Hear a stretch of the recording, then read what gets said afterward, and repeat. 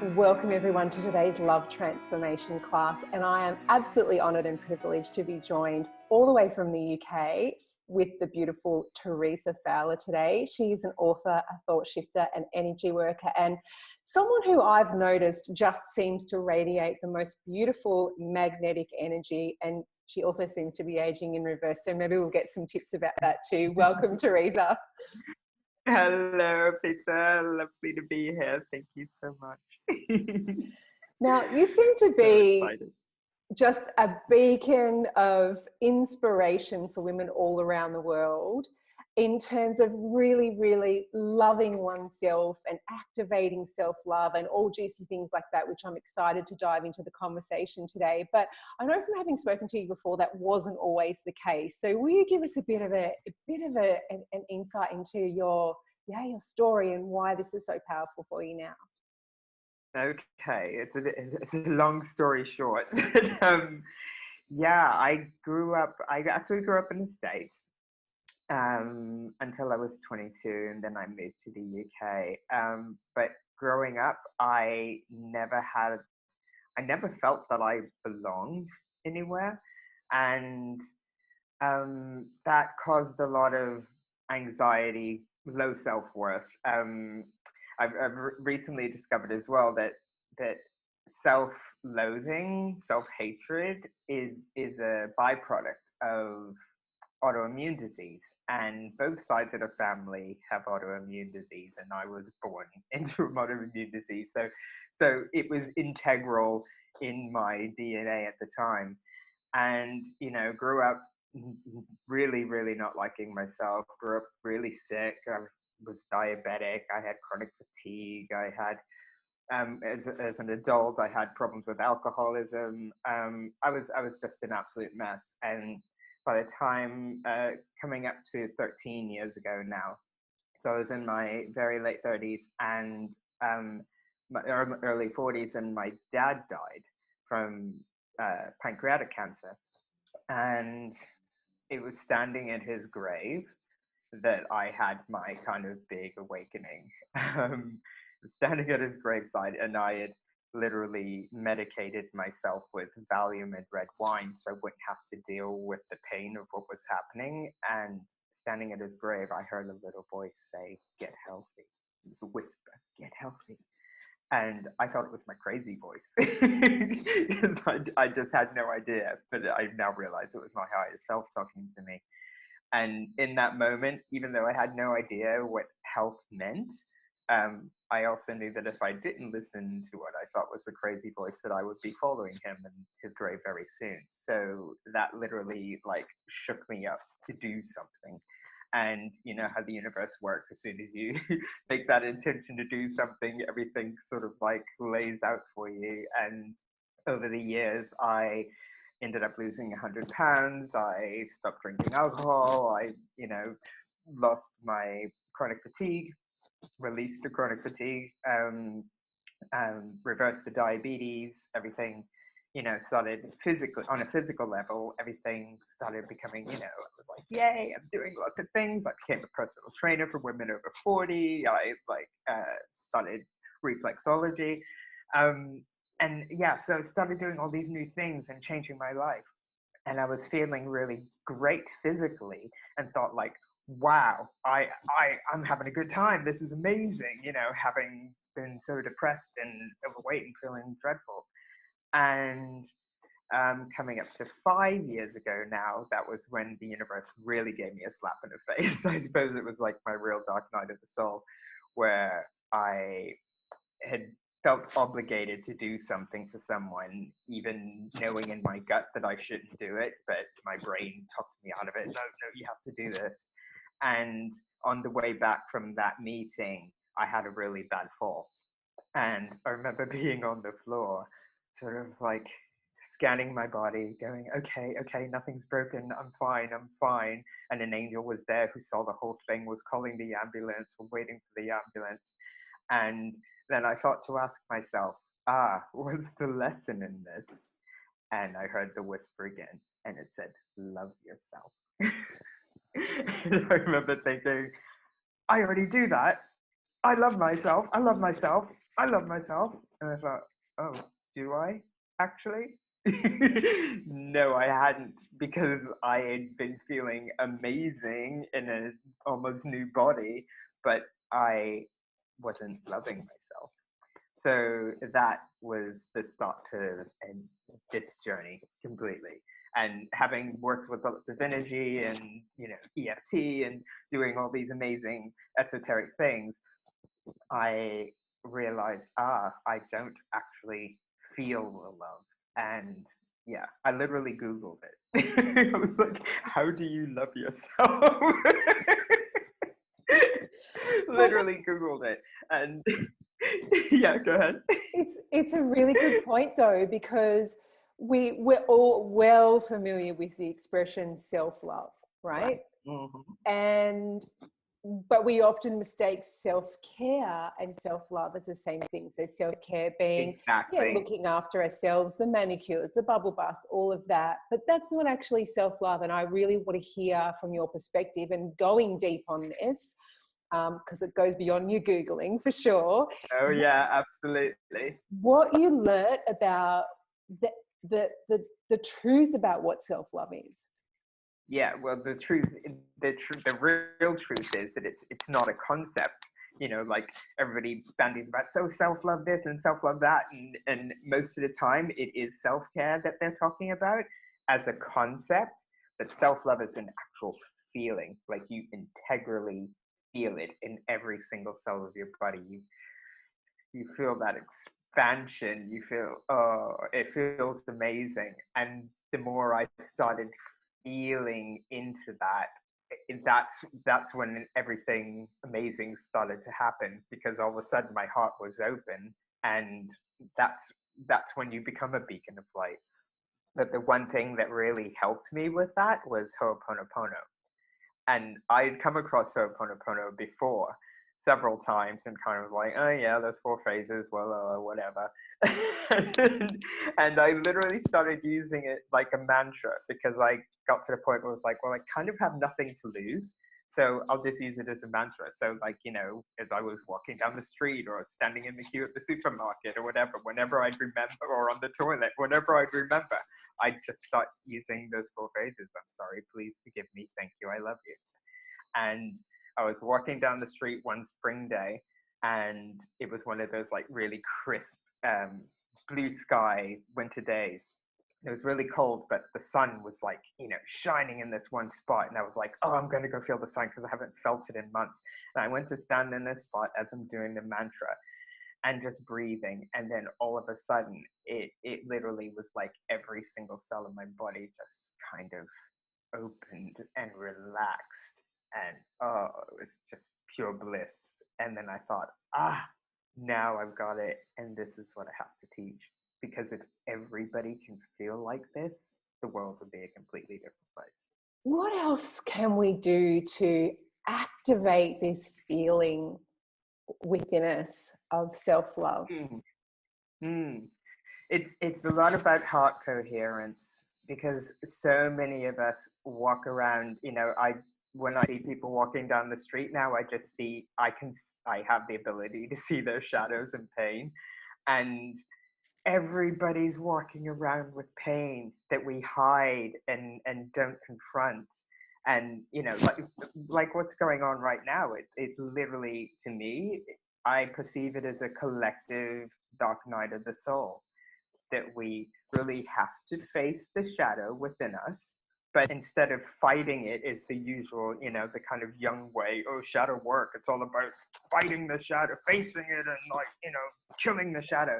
It's not about that, because it is a part of us. The dark and light. It's not either or. In neutrality, yes, we can choose to face the light, but we have to be neutral and accept both, because that's what makes us whole. So when we face the shadow and embrace it with love, then it becomes a part of us, and then we accept ourselves as a whole. And yeah, that's the key. That's the key. That's a really good point that you make, because what I've noticed with some people is when they start to get practiced and actually start to get like, I'm getting this feeling of self-love, and then something will happen and they'll sort of tumble right back into a lower vibrational state. Something really shitty will happen. Then there's this tendency to kind of like beat ourselves up because we learn how to do something, but why can't I do it all the time? Yeah. Why can't I keep it all the time? Exactly. Yeah. Well, it's I say self-love's not a destination, it's a journey. So like, you know, I call them shitstorms. I still have shitstorms. They still happen. But in that storm, it's like, oh, right, okay, this is a lesson that I'm needing to learn. Something's coming up within me that I'm needing to face and embrace. And in that, then it's a lot easier to move forward. But practice, I have to practice every day. I don't think it's like I said, it's not a destination. Self-love is a practice, for sure. What else forms part of your practice day to day?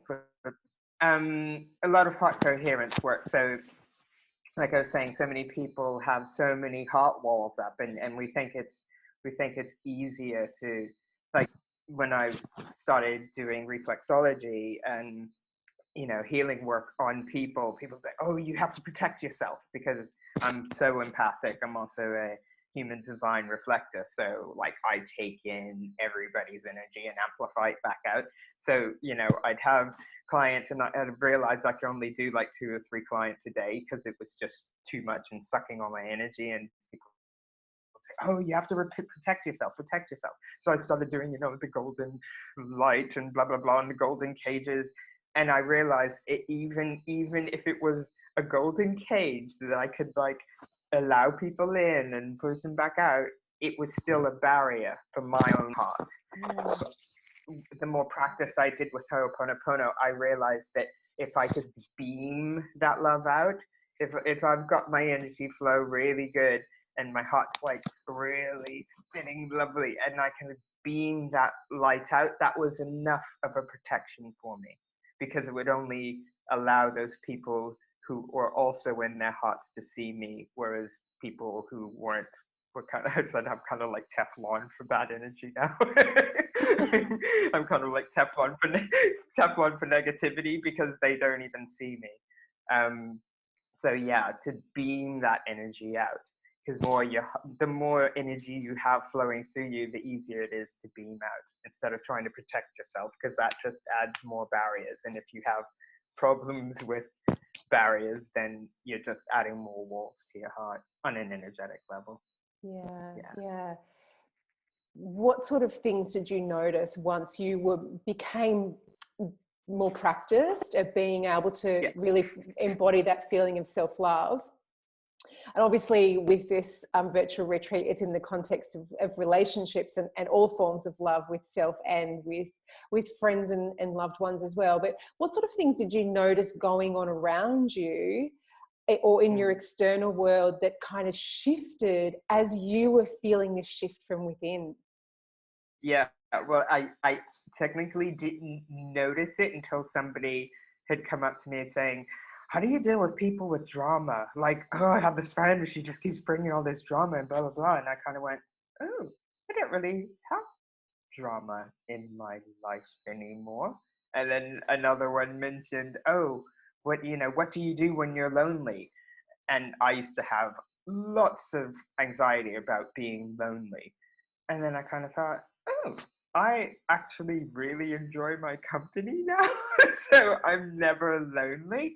And so I realized that, like, energetically, things had shifted. And also the fact that, like, everybody who I'm attracted to or is attracted to me is just like such a beautiful soul. Like, we instantly see each other on a soul level. It's not like, oh, you're an interesting person. It's not in the head. It comes from the heart. So that was the big shift I noticed. And yeah, it's just beautiful. Absolutely beautiful.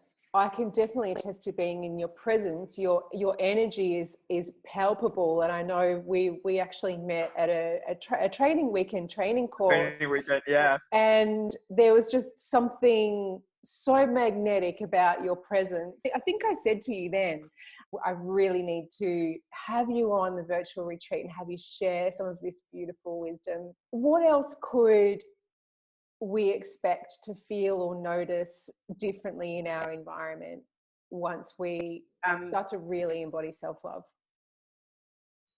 Life just gets easier. It flows more, and oh, the trust of self. You trust yourself more. You trust yourself more. You trust your whatever's coming up. You trust your intuition. You just, yeah, self-trust is huge. It's a huge part of it, definitely. Because the more you feel that love for yourself, the more you feel your own worth in the universe. Like, you feel that, okay, if if if I'm in tune with the universe, I'm here, I'm alive, I'm supposed to be here, I'm alive, then, like, yeah, let's just trust that I'm worthy enough to be here right now. It's, yeah, that's the main thing. Self-trust. And it's huge. It Because most of is, us don't trust ourselves. and so Yeah. valuable in terms of manifesting beautiful high vibrational relationships as well, trusting ourselves to make the right choices in terms of who to invest our energy in getting to know and who not to, and trusting ourselves inside that relationship to know our worth. It's definitely. Exactly. And self-trust, like, raises your discernment level so much. Which is huge. Which is huge, because then you don't get involved with stuff that isn't good for you. What are some of the things that we might unintentionally do to ourselves that impact our ability to self-love in a negative way? Yeah, but in a negative way, allowing this noise, allowing the noise, because we're the heart. You probably know this. The heart is like 50,000 times more electromagnetically powerful than our brains. But we've been so conditioned to live in our heads, and this took me a long time as well to kind of get around, because I'm having all this amazing feeling, and I come from a very analytical, logical, no, it's this way, and like for about 18 months I spent a long time arguing with myself because my brain was telling me, yeah, but this can't be because you can't prove it, but my body was going, yeah, but I feel so amazing, and I feel more amazing than I've ever felt in my life, so how can this not be true? And it's allowing that feeling. What you feel is valid. Everything that we feel is valid, but most of us sit in the feeling of fear and mistrust, and it's bringing the balance so that we can, fear. It's not fear or love, it's fear and love. So it's finding the balance, and then from that neutral point we can choose love feeling without this getting in the way. I just need to sit with that for a little bit. Was that a wisdom bomb? Yeah. That was a bomb. A lot of wisdom bombs. Yeah. So it's not, let me just make sure I got that. So it's not either love or fear. Both of those coexist within us. Yeah. It's allowing those to be, but then choosing love. Yeah. Because when you're balanced, when you're neutral, you choose from a space of quietness and serenity, rather than either or. It's like, no, that's not alignment. This is alignment. Yeah, because, and like we talked about before, we're not fighting it anymore. We're not beating ourselves up because we're experiencing. Exactly. And that even pertains to, like, days when you're kind of like, oh, I'm having a bad day and I want a piece of cake. Well, then have the piece of cake and enjoy the piece of cake, rather than, oh, I'm having a piece of cake and then beating yourself up afterwards because you had a piece of cake.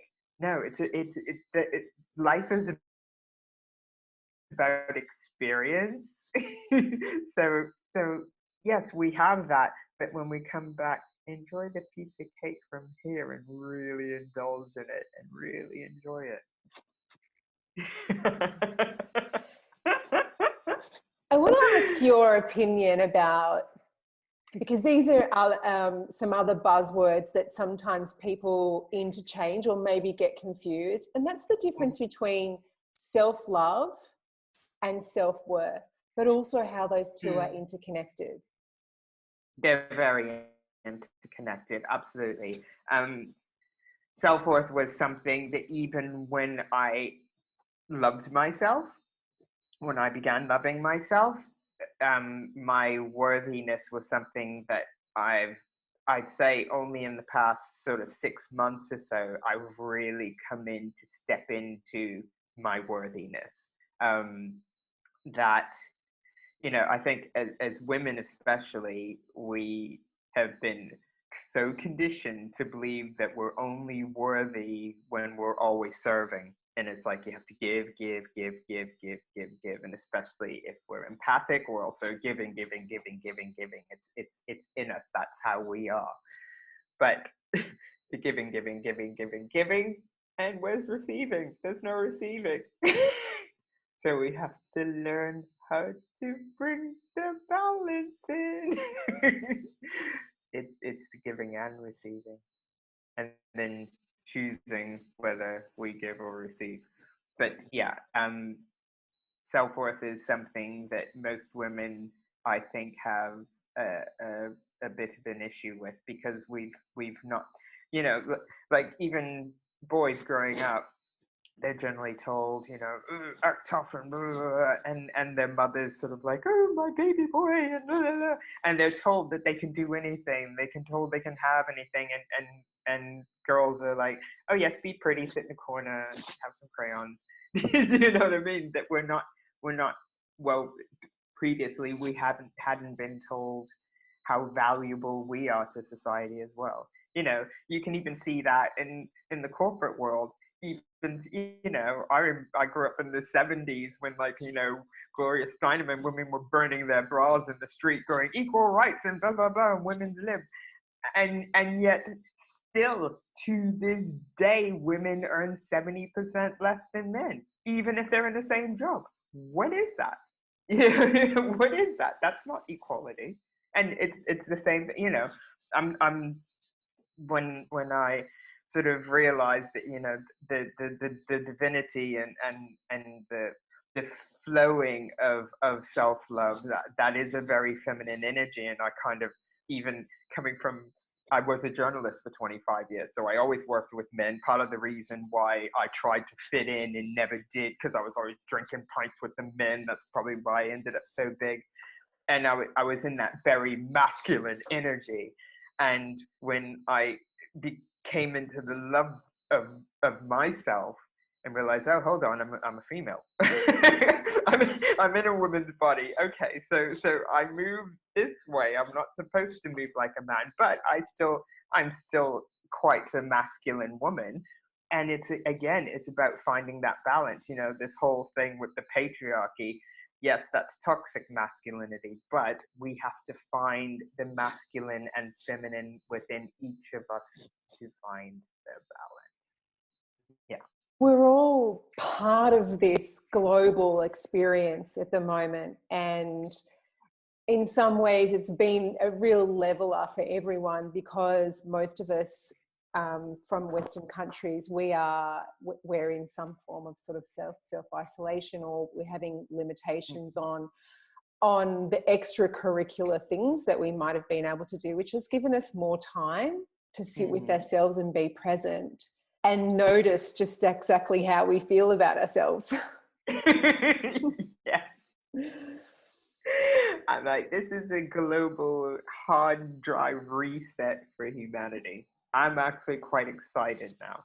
This is a global reset, because if we had all the distractions that are usually happening, people wouldn't be sitting at home with themselves trying to figure out who it is they really are. I think this is this is going to be such a massive spiritual awakening for humanity as a whole. Absolutely.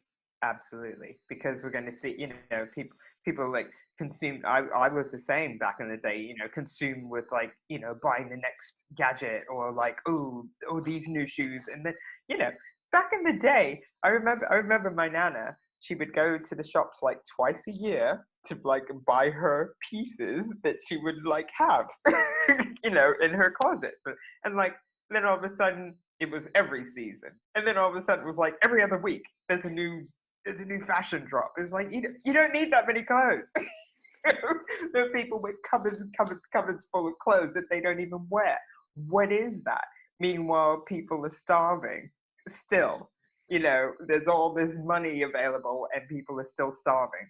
And even in Western countries, people are starving in Australia, people are starving in the UK, people are starving in America.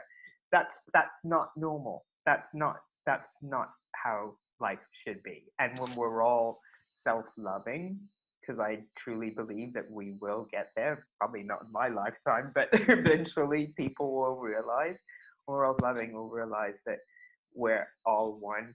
It's unity, community, unity. We are all one. So we need to look after each other.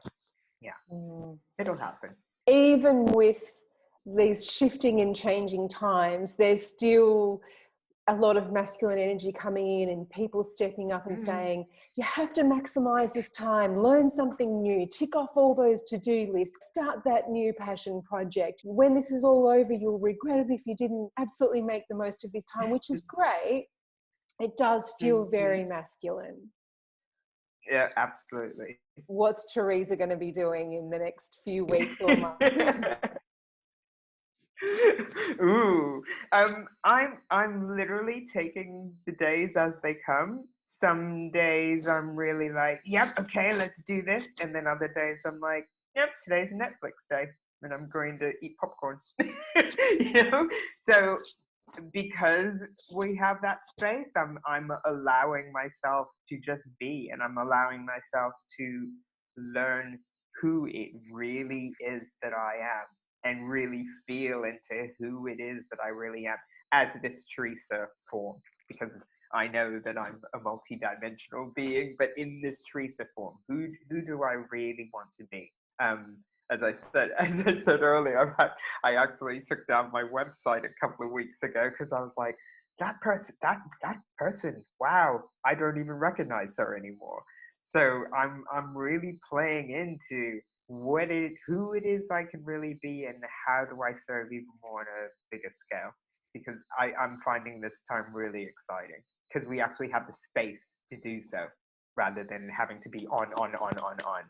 That masculine energy doesn't work anymore. As I said, we have to find balance, and it's also really good because people are having to spend time with their families that they usually don't spend time with. They're having to get to know each other on a soul level. This is a really exciting time. I'm excited about it. Also, see, if this was 12 years ago or 13 years ago, I would have been in that spiral. Oh my God, the world is good. Armageddon. We're all gonna die. We're all gonna die. We're all gonna die. And I see it the complete opposite now. The complete opposite. For those of us that are really feeling and picking up on a lot of that collective fear, do you have any advice? Yeah, absolutely. Heart coherence. To just tap in, and even if you have to like set an alarm, set an alarm for every 2 or 3 hours. Just take a few deep breaths with your hand on your heart. This has like been measured by the Heart Math Institute.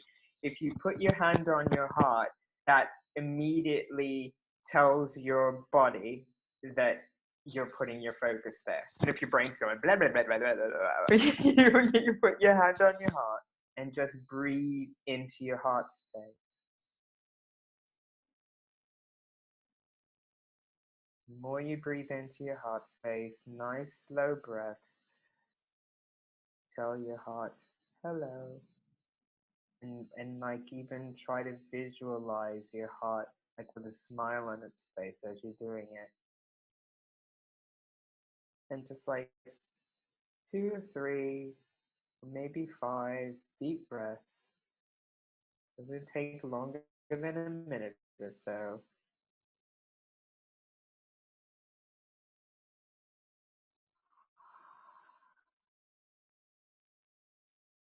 even if you have to set your alarm to do that once an hour, or even if it's just twice a day, or even if you just do it before you get out of bed or before you go to sleep at night, that's enough to start your heart activation. Because our bodies speak our minds, right? And any kind of illness or injury or anything, that's a signal that your body's telling you that something's out of alignment. We speak to our hearts, as I said, 50,000 times more electromagnetically powerful than our brains. The more we tune into what our heart wants, the easier it is to listen to your body. It's almost like a natural Valium. Exactly. Absolutely. It's better because then you don't have to come down. It's absolutely better. If you think about it, you see, like little kids do this automatically. Little kids, when most of the time they're running around like this, with their hearts open, having a great time. And when they need comforting, watch, they automatically just put their hand to their heart. So we already know this. It's in us. We know this. We were born with this knowledge. We were born loving ourselves. It's just all the conditioned bullshit that we took in over the years that made us believe that we were something that we weren't. And in a practical sense, you have a beautiful meditation to share with our audience that's going to help connect and experience more self-love. Tell us a little bit about the meditation. Yeah, so the meditation, it's basically tuning into your energy centers, your chakra centers, and just breathing in that love into your chakra centers. It's only about 12 or 13 minutes, and yeah, I hope you enjoy it. It's just a nice quick activation. So you do that in the morning before you wake up. It will send your brain to another place, so you don't need it to talk to you, and you can feel into infinity, true self. Thank you so much. Beautiful. Before we sign off today, do you have any final downloads, any final messages that you feel called to share with our audience? Yeah. Oh, this whole thing at this moment is all based on fear. So the more we love into our own being, the more we love ourselves back up into existence, the more we can just be who we really are. We're all unique expressions. We're not supposed to fit into anybody else's boxes. And the more we trust ourselves, the more we breathe into who it is we really are, the more unique you can express yourself, and the more love you will just get automatically. The crazier I get, it's insane. The crazier I feel, like the more I seem to attract people who go, "Oh my God, you're so much fun," and I'm like, "Oh my God, this is how I always wanted to be." But I tried to fit into boxes and made myself sick because of it. That's not living. That's existing, and we're here to live and experience. And yeah, just be joyful. Just have fun. Just be you.